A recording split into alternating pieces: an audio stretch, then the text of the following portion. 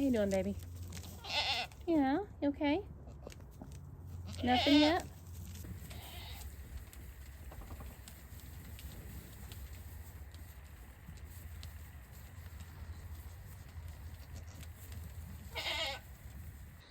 So back at the end of August, during an already very chaotic time, I posted a video that you can go back and watch if you're interested, but had a goat that I had never seen before just show up on my property, in my fence with my goats. It wasn't like she just wandered up.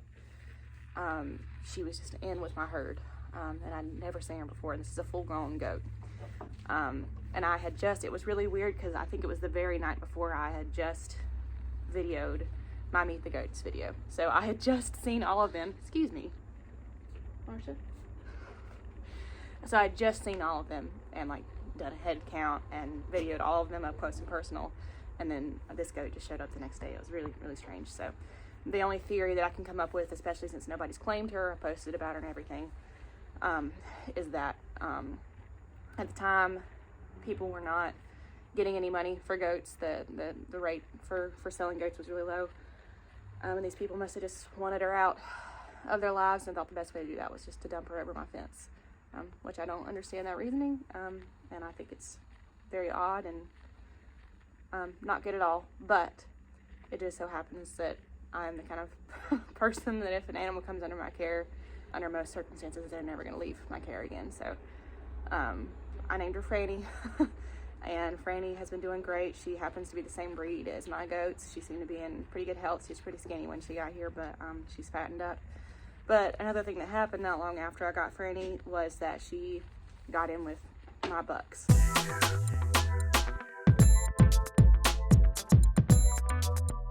Probably at the beginning of September, and goat gestation is 4.5 months. So we're mid to late January, so that would be about right for her. Well, you've probably seen in years past, if you've seen my videos, that it's always when like a winter storm comes in, or when there's extreme cold, that my goats choose to go into labor. Because here in North Carolina, we have very like temperamental weather. So sometimes it's in the 60s and 70s, and you can wear short sleeves outside in the middle of the winter. And then like the next week you can get down to pretty, at least for us, pretty insanely cold temperatures. So this has happened for a couple years in a row. Weirdly, last year I don't think we got any snow at all, but we got down to, I think we got down to single digits at one point, and it was windy. So for us, that's incredibly cold. And that has happened again this year. We're getting down in the teens. All that being said, of course, Franny is starting to show signs that she's ready.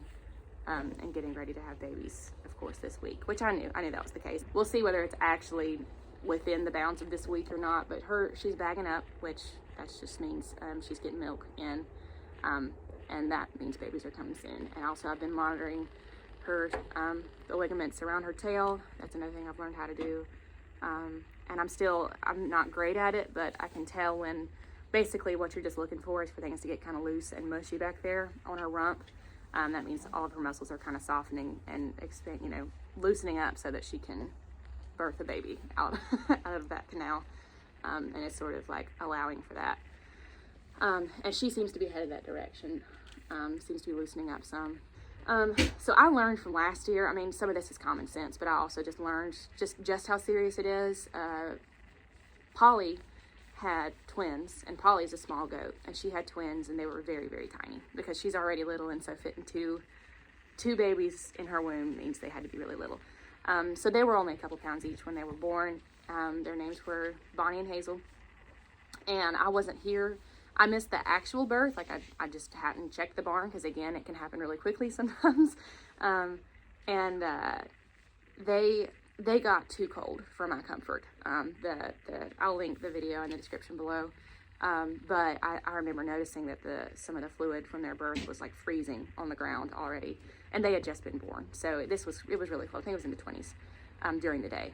Even in the first few minutes, they were just exposed to more cold than I would like for them to be because they're wet when they're born, and their moms always are pretty aggressive about and proactive about cleaning them up. But they're still not completely dry, especially right away, and especially if she's got two, to sort of like figure out what to do with both of them.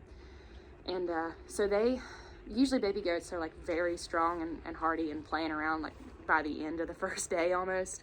And they were just a little slower. And so I would spend a lot of time, I parked my car right outside the barn, and I would take them into the car and just sit there with the heat turned all the way up, and the seat warmers on, and just kind of give them a lot of time in the warmth to really just not, you know, because they can't regulate their temperature as well when they're that little, especially if from the moment they started breathing the air, it's been really, really cold and they've had to fight it. So I've been really worried about that, especially at night during this week, with it getting down to the teens. I mean, that's like, I feel like even with them being in the barn, if I'm not there for that, I could lose them.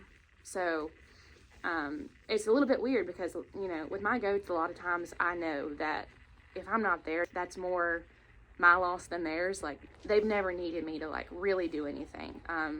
I'm more just there to monitor, and a lot of times I'll make sure that they can breathe. As soon as they come out, I'll clear their, you know, they come out in a sack, and I'll make sure that's broken and that they can breathe right away, and that sort of this junks out of their nose. But that's more just like a precaution, and I'm sure, and any times that I've missed it, that they've handled that themselves, their moms have handled that themselves. But this time around, I really do feel like if I'm not there to intervene, something bad's going to happen. So it's been a little bit tricky, just kind of like trying to monitor this week. Last night I set a couple timers. Nothing yet.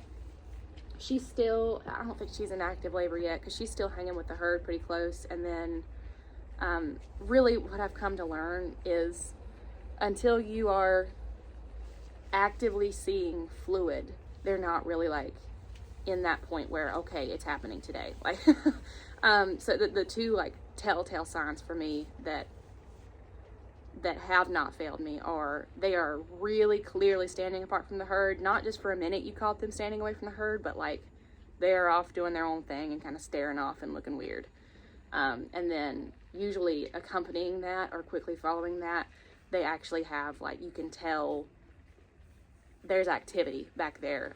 They have a mucus plug that they pass, and then this sort of stringy clear stuff that kind of looks like egg white, that, you know, and that's all just, you know, that comes right before and usually within, you know, an hour, a couple hours of them actually giving birth.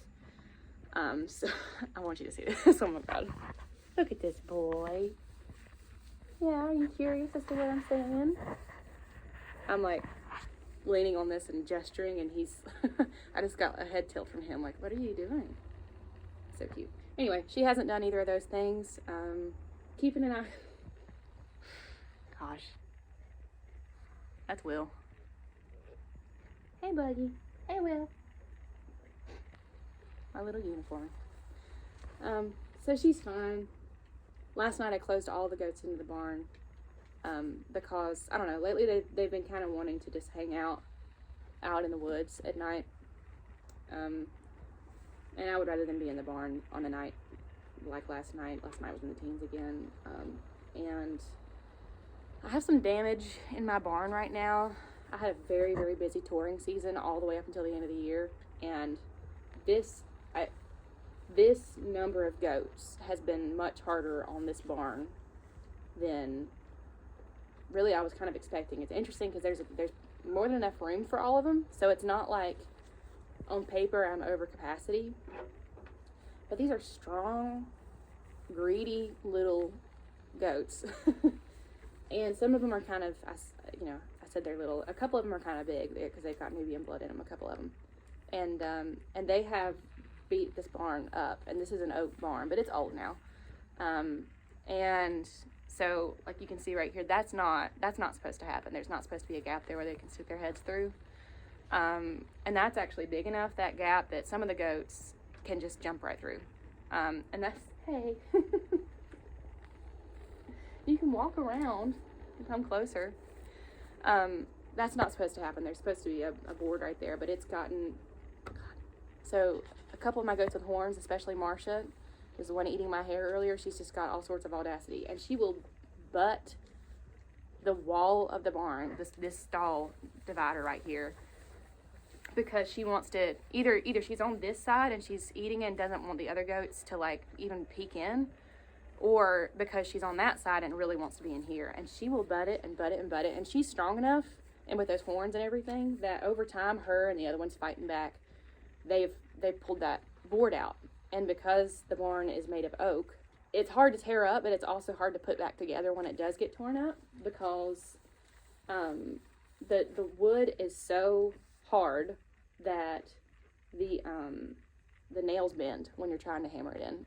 And for instance, even like the nails that have previously been used, if you try to reuse them, they'll bend as you're trying to put it back in. So we've repaired it a couple times and it hasn't like stayed, and it's fallen out again. So we're gonna have to come up with a better solution. And they've also knocked some troughs off the walls. So they've just been, and the reason they knocked the troughs off the walls is because they want to stand in the troughs. They want to put their front legs in the troughs for some strange reason. I don't know why. Anyway. What are you doing? Yeah. You trying to figure out what I'm doing? This front stall, so this is the first stall in the barn.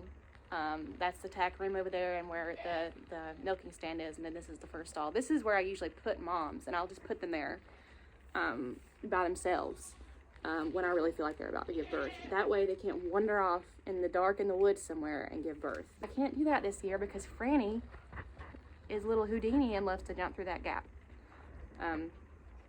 So all that to say, if I want to keep any of them in here, I have to keep all of them in here and close the back gate that closes off this whole area. So back through, that's the middle stall, and then there's one behind that, and there's a gate there that just shuts off the whole barn on this side. So I did that last night, and I'm sure they weren't happy about it, but it was better than not knowing where Franny was going to be in the middle of the night if she gave birth. So that's the status right now. We have a barn that needs repairing. We have a surprise goat that's going to have surprise babies.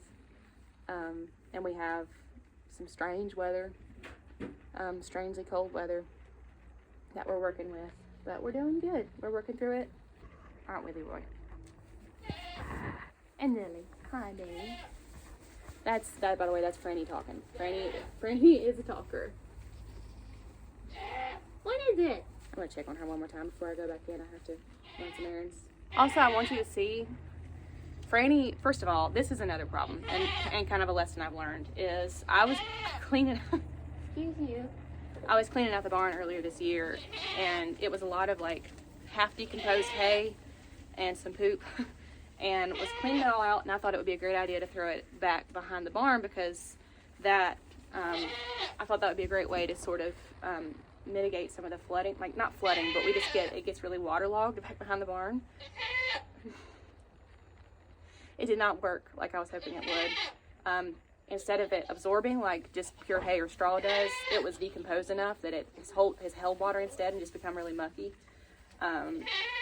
So anyway, that's why it looked terrible back out here. And I put some boards for them to walk on. But what I wanted you to see is she's low on the totem pole right now. So because she's new and she's built smaller, she's got horns. She's got horns, so that helps her. What's wrong, Franny? What are you doing? What's the matter? But the others, and this is just the way things work in the herd, it's hard to watch sometimes, but you get used to it. They bully each other, and it's just part of the process.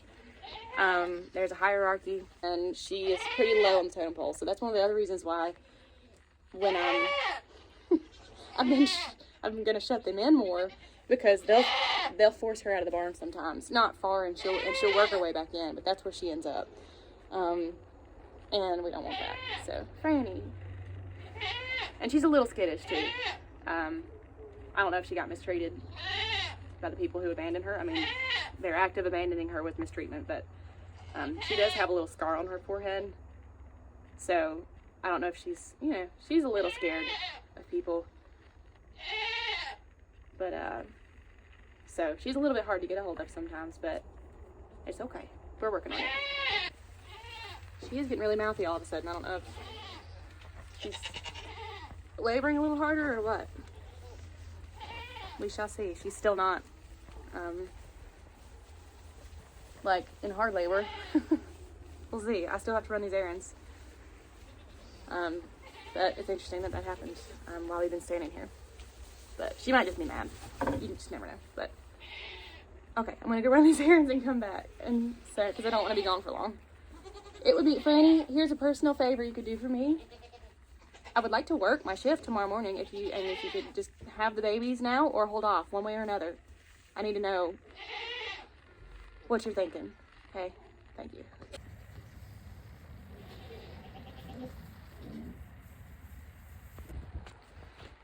Good morning. It's one of the coldest days we've had so far, and Granny went into labor last night. It was early labor. She's taken all night, as you can tell. I'm still wearing this headlamp because you can't see very well in the barn, even during the day.